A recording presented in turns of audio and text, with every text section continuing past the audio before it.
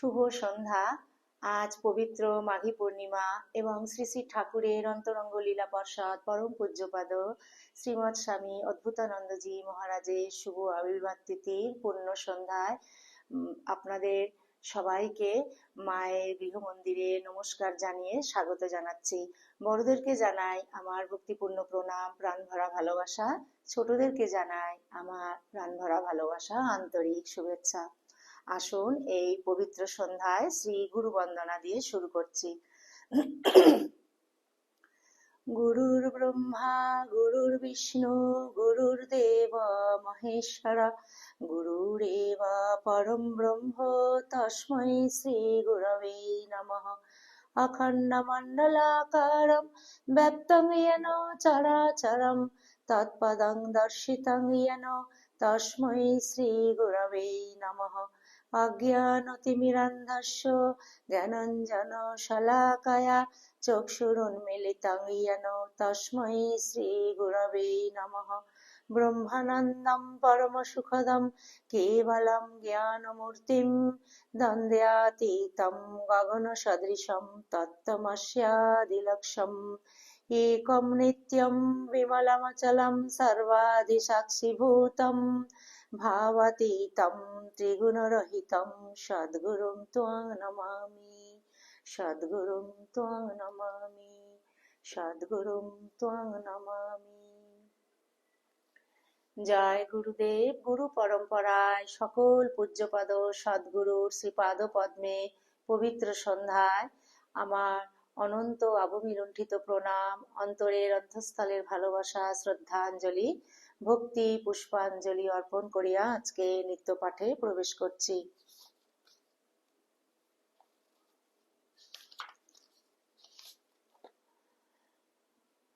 শ্রীমকথিত শ্রী শ্রী রামকৃষ্ণ কথামৃত দ্বিতীয় খণ্ড এই পবিত্র গ্রন্থখানি থেকে আজকে 1884 খ্রিস্টাব্দের মার্চ মাসে প্রথম পরিচ্ছেদ এই অংশ থেকে পাঠ শুরু করছি। মায়ের সকল ভক্ত সন্তানের কাছে আমার করজোড়ে অনুরোধ, আপনারা শেষ পর্যন্ত মায়ের গৃহ মন্দিরের সঙ্গে থাকবেন। আরেকবার বলছি, শ্রীমকথিত শ্রী শ্রী রামকৃষ্ণ কথামৃত দ্বিতীয় খণ্ড পবিত্র গ্রন্থখানি থেকে 1884 খ্রিস্টাব্দ মার্চ মাসে প্রথম পরিচ্ছেদ দক্ষিণেশ্বর মন্দিরে নরেন্দ্র আদি ভক্ত সঙ্গে।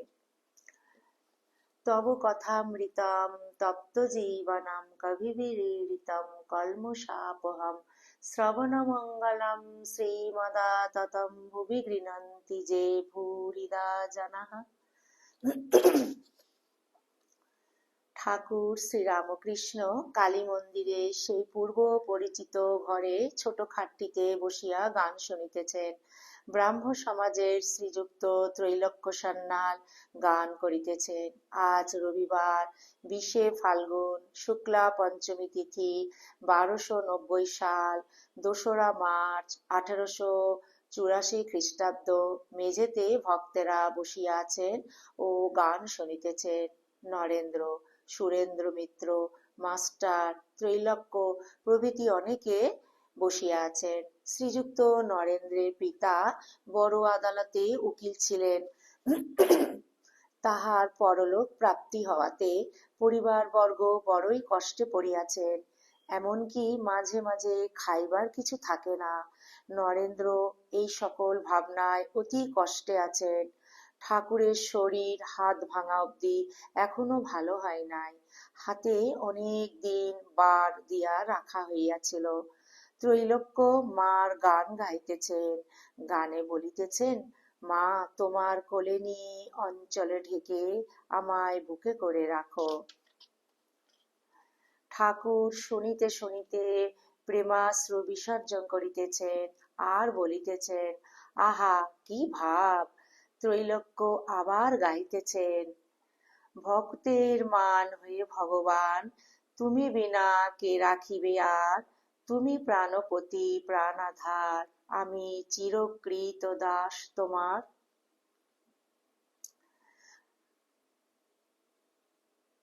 ঠাকুর আবার প্রেমাশ্রু বিসর্জন করিতে করিতে মেঝেতে আসিয়া বসিলেন আর রামপ্রসাদের ভাবে গাইতেছেন, যশ যপ যশ কুরাস সুরাস সকল রস তোমারই, রসে থেকে রসভঙ্গ কেন রসেশ্বরী।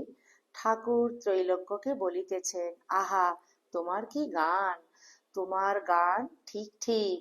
যে সমুদ্রে গিয়েছিল সেই সমুদ্রে জল এনে দেখায়। ত্রৈলোক্য আবার গান গাইতেছেন, আপনি নাচো আপনি গাও আপনি বাজাও তালে তালে, মানুষ তো সাক্ষী গোপাল মিছে আমার আমার বলে। গান সমাপ্ত হইল। ঠাকুর এইবার কথা কহিতেছেন, শ্রীরামকৃষ্ণ ত্রৈলোক্য ও অন্যান্য ভক্তদের প্রতি হরি সেব্য হরি সেবক এই ভাবটি পূর্ণ জ্ঞানের লক্ষণ। প্রথমে নেতি নেতি করে হরি সত্য আর সব মিথ্যা বলে বোধ হয়, তারপরে সেই দেখে যে হরি এইসব হয়েছেন, ঈশ্বরী মায়া জীব জগৎ এইসব হয়েছেন, অনুলোম হয়ে তারপর বিলোম। এইটি পুরাণের মত। যেমন একটি বেলের ভিতর শ্বাস বীজ আর খোলা আছে, খোলা বীজ ফেলে দিলে শ্বাসটুকু পাওয়া যায়, কিন্তু বেলটি কত ওজনে ছিল জানতে গেলে খোলা বীজ বাদ দিলে চলবে না। তাই জীব জগৎকে ছেড়ে প্রথমে সচ্চিদানন্দে পৌঁছাতে হয়, তারপর সচ্চিদানন্দকে লাভ করে দেখে যে তিনি এইসব জীব জগৎ হয়েছেন। শ্বাস যে বস্তুর, বীজ ও খোলা সেই বস্তু থেকেই হয়েছে। যেমন ঘোলেরই মাখন, মাখনেরই ঘোল। তবে কেউ বলতে পারে, সচ্চিদানন্দ এত শক্ত হলো কেমন করে, এই জগৎ টিপলে খুব কঠিন বোধ হয়। তার উত্তর এই যে শনিত শুক্র এত তরল জিনিস, কিন্তু তাই থেকে এত বড় জীব মানুষ তৈয়ারি হচ্ছে, তা হতে সবই হতে পারে। একবার অখণ্ড সচ্চিদানন্দে পৌঁছে তারপর নেমে এসে এইসব দেখা। তিনি সব হয়েছেন, সংসার কিছু তিনি ছাড়া নয়। গুরুর কাছে বেদ পড়ে রামচন্দ্রের বৈরাগ্য হলো। তিনি বললেন, সংসার যদি স্বপ্নবৎ তবে সংসার ত্যাগ করাই ভালো। দশরথের বড় ভয় হলো। তিনি রামকে বুঝতে গুরু বশিষ্ঠকে পাঠিয়ে দিলেন। বশিষ্ঠ বললেন, রাম তুমি সংসার ত্যাগ করবে কেন বলছো? তুমি আমায় বুঝিয়ে দাও যে সংসার ঈশ্বর ছাড়া। যদি তুমি বুঝিয়ে দিতে পারো ঈশ্বর থেকে সংসার হয় নাই, তাহলে তুমি ত্যাগ করতে পারো। রাম তখন চুপ করে রইলেন, কোনো উত্তর দিতে পারলেন না। সব তত্ত্ব শেষে আকাশ তত্ত্বে লয় হয়। আবার সৃষ্টির সময় আকাশ তত্ত্ব থেকে মহৎ তত্ত্ব, মহৎ তত্ত্ব থেকে অহংকার, এইসব ক্রমে ক্রমে সৃষ্টি হয়েছে। অনুলোম বিলোম, ভক্ত সবই লয়। ভক্ত অখণ্ড সচ্চিদানন্দকেও লয়, আবার জীব জগৎকেও লয়। যোগীর পথ কিন্তু আলাদা। সে পরমাত্মাতে পৌঁছে আর ফেরে না, সেই পরমাত্মার সঙ্গে যোগ হয়ে যায়। একটুর ভিতরে যে ঈশ্বরকে দেখে তার নাম খণ্ডজ্ঞানী। সে মনে করে যে তার ওদিকে আর তিনি নাই। ভক্ত তিন শ্রেণীর। অধম ভক্ত বলে ওই ঈশ্বর, অর্থাৎ আকাশের দিকে সে দেখিয়ে দেয়। মধ্যম ভক্ত বলে যে তিনি হৃদয়ের মধ্যে অন্তর্যামী রূপে আছেন। আর উত্তম ভক্ত বলে যে তিনি এইসব হয়েছেন, যা কিছু দেখছি সবই তাঁর এক একটি রূপ। নরেন্দ্র আগে ঠাট্টা করত আর বলতো তিনিই সব হয়েছেন, তাহলে ঈশ্বর ঘটি ঈশ্বর বাটি, সকলের হাস্য। তাকে কিন্তু দর্শন করলে সব সংশয় চলে যায়। শোনা এক, দেখা এক, শুনলে 16 আনা বিশ্বাস হয় না, সাক্ষাৎকার হলে আর বিশ্বাসের কিছু বাকি থাকে না। ঈশ্বর দর্শন করলে কর্ম ত্যাগ হয়। আমার ওই রকমে পূজা উঠে গেল। কালীঘরে পূজা করতাম, হঠাৎ দেখিয়ে দিলে সব চিন্ময়, কোষাকুষি বেদী ঘরের চৌকাঠ সব চিন্ময়, মানুষ জীব জন্তু সব চিন্ময়। তখন উন্মত্তের ন্যায় চতুর্দিকে পুষ্প বর্ষণ করতে লাগলাম। যা দেখি তাই পূজা করি। একদিন পূজার সময় শিবের মাথায় বজ্র দিচ্ছি, এমন সময় দেখিয়ে দিলে এই বিরাট মূর্তি শিব। তখন শিব গড়ে পূজা বন্ধ হলো। ফুল তুলছি, হঠাৎ দেখিয়ে দিলে যে ফুলের গাছগুলি যেন এক একটি ফুলের তোড়া। ত্রৈলোক্য, আহা, ঈশ্বরের রচনা কি সুন্দর! শ্রী রামকৃষ্ণ, না গো, ঠিক দপ করে দেখিয়ে দিলে, হিসেব করে নয়, দেখিয়ে দিলে যেন এক একটি ফুল গাছ এক একটি তোড়া সেই বিরাট মূর্তির উপর শোভা করেছে। সেই দিন থেকে ফুল তোলা বন্ধ হয়ে গেল। মানুষকেও আমি ঠিক সেই রূপ দেখি। তিনিই যেন মানুষ শরীরটাকে লয়ে হেলে দুলে বেড়াচ্ছেন, যেমন ঢেউর উপর একটা বালিশ ভাসছে। বালিশটা এদিক ওদিক নড়তে নড়তে চলে যাচ্ছে, কিন্তু ঢেউ লেগে একবার উঁচু হচ্ছে, আবার ঢেউর সঙ্গে নিচে এসে পড়ছে। শরীরটা দুদিনের জন্য, তিনিই সত্য। শরীর এই আছে এই নাই। অনেক দিন হলো যখন পেটের ব্যামোতে বড় ভুগছি, হৃদে বলল, মাকে একবার বলো না, যাতে আরাম হয়। আমার রোগের জন্য বলতে লজ্জা হলো। বললুম, মা, সোসাইটিতে সোসাইটিতে মানুষের হাড় দেখেছিলাম, তার দিয়ে জুড়ে জুড়ে মানুষের আকৃতি। মা, এরকম করে শরীরটা একটু শক্ত করে দাও, তাহলে তোমার নাম গুণকীর্তন করব। বাঁচবার ইচ্ছা কেন? রাবণ বধের পর লক্ষ্মণ লঙ্কায় প্রবেশ করলেন। রাবণের বাটিতে গিয়ে দেখেন রাবণের মা নিকষা পালিয়ে যাচ্ছে।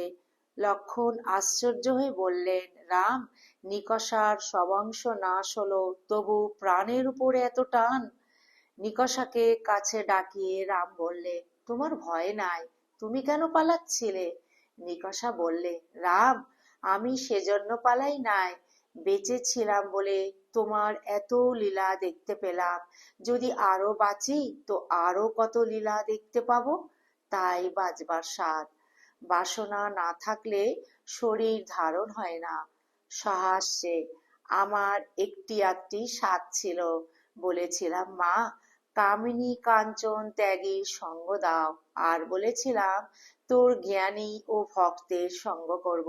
তাই একটু শক্তি দে, যাতে হাঁটতে পারি, এখানে ওখানে যেতে পারি। তা হাঁটবার শক্তি দিলে না, কিন্তু ত্রৈলোক্য, সহাস্যে, স্বাদ কি মিটেছে? শ্রীরামকৃষ্ণ সহাস্যে, একটু বাকি আছে। সকলের হাস্য। শরীরটা দুদিনের জন্য। হাত যখন ভেঙে গেল, মাকে বলল, মা, বড় লাগছে।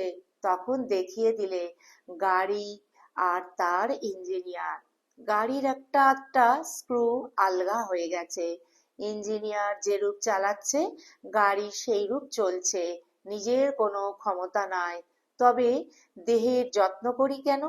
ঈশ্বরকে নিয়ে সম্ভব করব, তার নাম গুণ গাইব, তার জ্ঞানী ভক্ত দেখে দেখে বেড়াবো। ওম নিরঞ্জনম নিত্যমনন্তরূপম ভক্ত্যানুকম্পাদিত বিগ্রহম বৈ ঈশা অবতারং পরমেশমিড্যং তং রামকৃষ্ণম শিরসা নমামহ। সপার্ষদ শ্রীরামকৃষ্ণ স্তোত্রম। ওম সর্বধর্মস্থাপকস্तं সর্বধর্মস্বরূপকঃ সর্বধর্মস্থাপকস্तं সর্বধর্মস্বরূপকঃ আচার্যণাং মহাচার্য রামকৃষ্ণায় তে নমঃ। যথাগ্নির্দাহিকা শক্তি রামকৃষ্ণে স্থিতা হিয়া सर्वविद्या स्वरूपां तां शारदां प्रणमाम्यहम् परतत्ते सदा लीनो रामकृष्ण स्वमाज्ञया यो धर्मो स्थापनरतो वीरेशं त्वं नमाम्यहम् कालिन्दी फुल्लकमले माधवेन क्रीडारतो ब्रह्मानन्दो नमोस्तुभ्यं सद्गुरु लोकनायक योगानन्द प्रेमानन्द सन्ने वै च पार्षदः रामकृष्ण गतो प्राणा सर्वंस्तं प्रणमाम्यहम् सर्वंस्तं प्रणमाम्यहम् सर्वंस्तं प्रणमाम्यहम्। ॐ शान्ति शान्ति शान्तिः। हरिः ॐ तत्सत्। श्री रामकृष्णार्पणमस्तु। जय श्री गुरु महाराज जी की जय। जय महामाय की जय। जय स्वामी जी महाराज जी की जय। जय श्री श्री कथामृतकार श्री मास्टर महाशय जी की जय। जय श्री श्री लाटू महाराज जी की जय। जय श्री गंगा माई की जय। পবিত্র পূর্ণ সন্ধ্যায় আজ শ্রী শ্রী কথামৃত এই পর্যন্তই। ঠাকুরের শ্রীপাদ পদ্মে আমরা সমবেত প্রার্থনা নিবেদন করি, ঠাকুর যেন তার সকল সন্তানের নিজ নিজ সাধন জীবন সদা সর্বদা সর্বত্র রক্ষা করেন। ঠাকুরের কৃপা আশীর্বাদ দয়া করুণা আমাদের সকল সন্তানের উপর অঝোর ধারায় সদা সর্বদা বর্ষিত হোক। আমরা যেন অন্তরের অন্তঃস্থল থেকে ঠাকুরকে ভালোবাসতে পারি। ঠাকুরকে যেন অন্তরের অন্তঃস্থল থেকে ঠাকুরের কৃপা করুণা দয়া আমরা যেন অন্তরের অন্তঃস্থল থেকে একটি কোণা হলেও যেন আমরা অনুভব করতে পারি। ঠাকুর যেন আমাদের সেই শক্তি সামর্থ্য প্রদান করেন। আমাদের যেন ঠাকুর আমাদের ভক্তি দাও, প্রেম দাও, আমাদের নির্বাসনা করে দাও, অন্তরের অন্তঃস্থল নির্বাসনা করে ঠাকুর তোমার পরম পদকমলে তোমার সকল সন্তানকে তুমি আশ্রয় করে দাও। ঠাকুর তোমার শ্রীপাদ পদ্মে এই পবিত্র পূর্ণ সন্ধ্যায় এই সমবেত প্রার্থনা নিবেদন করলাম। আপনারা সবাই ঠাকুরের অসীম কৃপায় খুব ভালো থাকবেন, সুস্থ থাকবেন, আনন্দে থাকবেন। আমরা যেন সদা ঠাকুরের শ্রীপাদ পদ্মে মনটিকে ফেলে রাখতে পারি। গুরুদেব ঠাকুর, মা, স্বামীজি, মাস্টার মহাশয় এবং লাটু মহারাজের শ্রীপাদ পদ্মে শুভরাত্রি জানিয়ে আপনাদের সবাইকে শুভরাত্রি জানাই। আমি ভিডিওটি আজকে এখানেই পরিসমাপ্তি করছি। যদি আপনাদের নিত্য কথামৃত অনুধ্যান যদি আপনাদের ভালো লেগে থাকে, প্লিজ প্লিজ প্লিজ মায়ের গৃহ মন্দির চ্যানেলটিকে আপনারা সাবস্ক্রাইব করে সদা সর্বদা মায়ের গৃহ মন্দিরের সঙ্গে থাকবেন। ছোট্ট একটি লাইক করে দেবেন। এই প্রার্থনা রইল আপনাদের সকলের কাছে। আবার একটি অন্য পর্বে একটি নতুন অন্য একটি ভিডিও নিয়ে আপনাদের সঙ্গে মিলিত হব। ততক্ষণ পর্যন্ত আমরা আসুন ঠাকুরের শ্রীপাদ পদ্মে যেন মনটিকে ফেলে রাখতে পারি। সবাই খুব ভালো থাকবেন, সুস্থ থাকবেন, আনন্দে থাকবেন। সদা সর্বদা আমরা যেন ঠাকুরকে নিয়েই থাকতে পারি। ঠাকুরের সকল সন্তানদের সর্বাঙ্গীন মঙ্গল প্রার্থনা করে আজকে আমি বিদায় নিচ্ছি। জয়তু জয়তু জয়তু শ্রী শ্রী রামকৃষ্ণ শরণাম শরণ্যে শরণাগত শরণাগত শরণাগত ঠাকুর।